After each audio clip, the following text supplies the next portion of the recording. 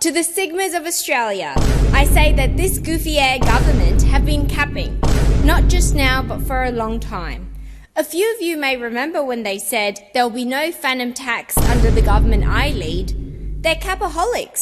They're also yapaholics. They yap non-stop about how their cost of living measures are changing lives for all Australians. Just put the fries in the bag, little bro.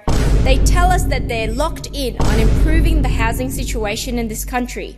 They must have brain rot from watching too much Kai Cenat and forgot about their plans to ban social media for kids under 14. If that becomes law, you can forgo skull emoji all about watching Duke Dennis or catching a dub with the bros on Fort. Chat, is this Prime Minister serious? Even though he's the Prime Minister of Australia, sometimes it feels like he's the CEO of Ohio.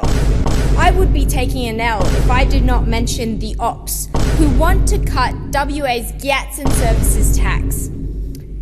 The decision voters will be making in a few months' time will be between a mid-government, a dog-water opposition, or a crossbench that will mog both of them. Though some of you cannot yet vote, I hope when you do, it will be in a more goated Australia for a government with more aura. Skibbity.